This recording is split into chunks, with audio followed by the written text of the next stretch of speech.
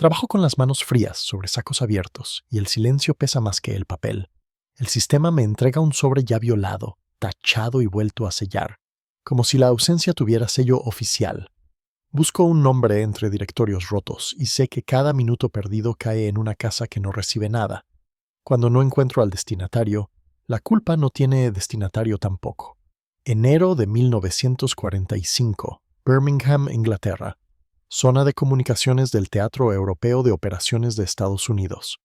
Mientras los ejércitos aliados consolidan su avance tras Normandía y se recuperan del desgaste del invierno, la logística sostiene el frente con combustible, reemplazos, munición y una cadena menos visible, el correo, en depósitos industriales cercanos a vías férreas y carreteras. Se acumulan sacos y cajas con cartas y paquetes dirigidos a soldados que han cambiado de unidad, de hospital, de campo de prisioneros o de tumba. La situación operacional no es solo de combate, también es de resistencia psicológica. Los informes de moral del periodo señalan el correo como un factor recurrente en el ánimo de las unidades. Cuando el correo falla, se erosiona una parte del vínculo con el hogar que ayuda a sostener la disciplina cotidiana. La acumulación se ha estimado en decenas de millones de envíos retenidos o mal encaminados. Las causas se superponen. Movimientos rápidos de tropas, direcciones incompletas, errores de transcripción, unidades que se disuelven o se renumeran, hospitales saturados y la complejidad de remitir correspondencia en un teatro de guerra que se desplaza hacia el este. A ese entramado se añade otro filtro menos tangible pero constante. La censura. En tiempo de guerra, la correspondencia se examina para impedir que datos operacionales, ubicaciones o referencias de movimientos lleguen al enemigo. En la práctica, eso significa cartas abiertas, leídas, secciones tachadas o recortadas, y a veces envíos retenidos o devueltos por incumplir normas. La censura no solo modifica lo escrito, también altera los tiempos, y el tiempo, para quien espera noticias, puede transformarse en una presión silenciosa. En ese Birmingham de invierno, el trabajo no ocurre en trincheras, sino bajo techos altos, entre filas de sacos y montones de sobres. Allí entra en escena una unidad que durante décadas apenas ocupó líneas breves en los relatos generales de la guerra, el 68º Batallón Central de Directorio Postal. Integrado por mujeres afroamericanas del Cuerpo Auxiliar del Ejército, llega al Reino Unido a comienzos de febrero de 1945 y se despliega para enfrentar el atasco. Su misión se vincula de forma directa con la moral, pero se ejecuta con métodos de archivo, clasificación y rastreo. Dentro de esa unidad trabaja una joven soldado que no maneja artillería ni dirige bombarderos, pero que toca, uno a uno, los rastros de millones de vidas. La cabo Lena Derricott, entonces en servicio postal, aprende pronto que el problema no es solo contar sacos. Es identificar destinatarios que ya no existen en el papel tal como se escribieron. Hay nombres repetidos, hay iniciales que no coinciden, hay cartas dirigidas a apodos, hay sobres con manchas de humedad y marcas de viaje que cruzaron el Atlántico y luego quedaron detenidos por meses en un almacén. La rutina comienza con turnos largos, iluminación insuficiente y frío persistente. Se trabaja con guantes cuando se puede. Se combate la humedad, se improvisan mesas. Se usan tarjetas de localización para reconstruir trayectorias administrativas de soldados que han pasado por varias compañías en un año. El trabajo tiene un ritmo industrial y, al mismo tiempo, un carácter íntimo. Cada envío está escrito para una persona concreta. En el centro del atasco aparece un tipo de sobre que, sin hacer ruido, representa una falla de sistema. Un sobre abierto y vuelto a sellar. Un sello de inspección. Líneas borradas con tinta o lápiz, o una etiqueta de devolución por decisión de un censor cuando el contenido viola normas o cuando la forma del envío se considera impropia. En la guerra, una carta puede sobrevivir al océano y no sobrevivir al reglamento. Entre los montones clasificados en Birmingham hay correspondencia microfilmada, formatos reducidos para ahorrar espacio y acelerar el transporte, y también cartas tradicionales. En ambas, la censura deja rastros. A veces son pequeños, como una dirección parcial omitida. A veces son evidentes, con fragmentos eliminados, y en algunos casos, el resultado es más drástico. El envío se aparta, se devuelve o se pierde en un circuito de reexpediciones. En la misma época, miles de hogares en Estados Unidos y en territorios vinculados a su esfuerzo bélico viven un vacío particular. No es el vacío del duelo confirmado, es el vacío de la ausencia de noticias. Madres que miran el porche, esposas que esperan un número de unidad escrito con lápiz. Hijos que aprenden a leer con cartas que no llegan.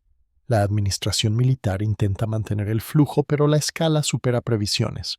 En el frente, la falta de correo no se traduce en una única reacción.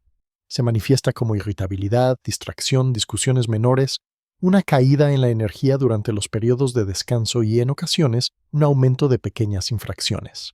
En las unidades de combate, el correo se integra a la rutina como un marcador de continuidad. Cuando esa continuidad se rompe, la mente busca explicaciones, y no siempre encuentra las correctas. La narrativa pública suele recordar batallas, mapas generales. En cambio, las cadenas de correo rara vez ocupan espacio, pese a que los mandos reconocen su importancia práctica. Durante 1944, el atasco en el teatro europeo crece hasta volverse un problema que ya no puede resolverse con ajustes menores. Se necesitan manos, método y autoridad para imponer orden a un océano de papel. El 688 llega con una estructura de trabajo que no depende de heroicidades puntuales, sino de constancia. 3 turnos, sistemas de tarjetas, clasificación por unidades, por nombres, por números de serie cuando existen, y una regla tácita que se repite en la práctica. El correo debe alcanzar a su destinatario antes de que el desgaste haga su propio trabajo. La cabo de Ricot observa un patrón que se vuelve recurrente. Las cartas con direcciones incompletas se multiplican en el atasco. Las escritas desde casa suelen llevar solo un nombre, a veces un apodo y un número de unidad desactualizado. Hay cartas que buscan a hombres que fueron evacuados a hospitales en Francia o Inglaterra y luego enviados de regreso a Estados Unidos. Hay cartas que buscan a hombres transferidos a otra división sin que la familia lo sepa. Hay cartas dirigidas a destinatarios declarados desaparecidos.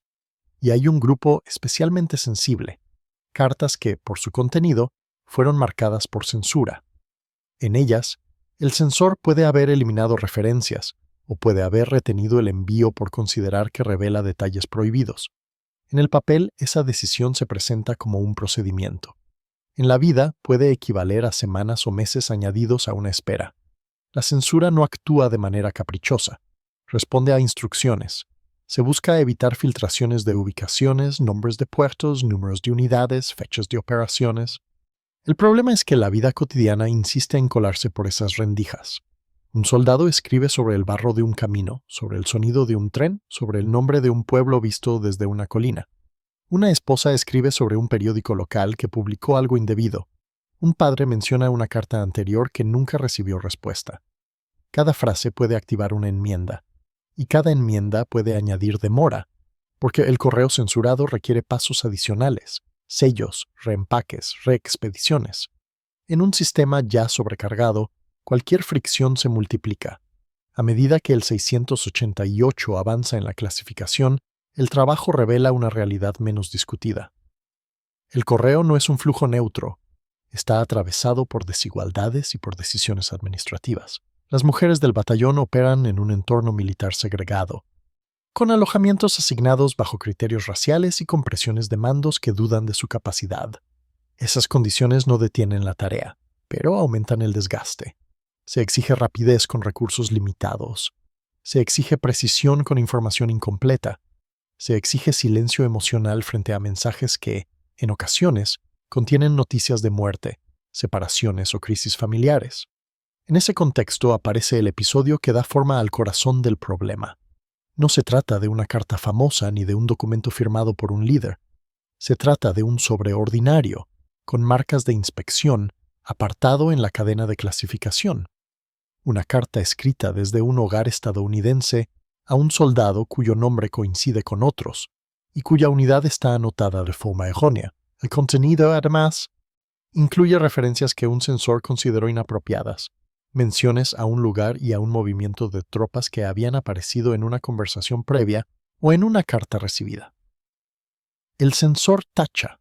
El sobre se vuelve a sellar. El envío sale del circuito normal y entra en un carril de verificación. En algún punto la carta llega a Birmingham con retraso acumulado. Cuando las manos del 688.000 octavo la toman, ya no es solo un mensaje, es un objeto que ha atravesado filtros y que puede no encontrar a su destinatario. La carta se intenta ubicar mediante directorios y tarjetas. Se cruzan datos, se revisan listados de unidades, se consultan registros de traslados. La cabo Derricott y otras compañeras recurren a una práctica que el batallón adopta por necesidad: reconstruir identidades militares a partir de fragmentos, un número parcial, un segundo nombre, una ciudad de origen, una pista en la letra del remitente. En la mayor parte de los casos, ese esfuerzo da resultado y el correo sale hacia el frente. Pero hay casos en que el sistema llega tarde. En un teatro de guerra móvil, la dirección no es un punto fijo. El destinatario puede haber sido herido, evacuado y trasladado. Puede haber sido reasignado. Puede haber muerto sin que la familia lo sepa todavía. La carta censurada se convierte entonces en un símbolo de un límite de papel frente a la velocidad de la guerra. Cuando el 688.8 identifica que el destinatario ya no está en la unidad registrada, comienza una cadena de reexpediciones, y cada reexpedición consume tiempo y abre la posibilidad de extravío. Mientras tanto, la falta de respuesta en casa sigue su curso. El vacío no se expresa como un evento puntual, sino como acumulación. En muchos hogares, el silencio prolongado produce decisiones. Mudanzas, cambios de trabajo, tensiones familiares, dificultades económicas por trámites incompletos, también produce interpretaciones. Algunas familias asumen censura y piensan que algo ocurre en el frente. Otras asumen indiferencia y se sienten abandonadas. Otras temen lo peor sin confirmación. La administración militar y postal intenta canalizar consultas, pero el volumen de guerra desborda las ventanillas.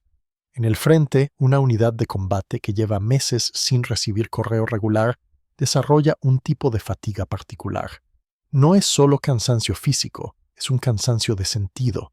El soldado puede estar rodeado de compañeros y sentirse aislado si pierde la conexión con su entorno civil. Los mandos lo saben y lo registran.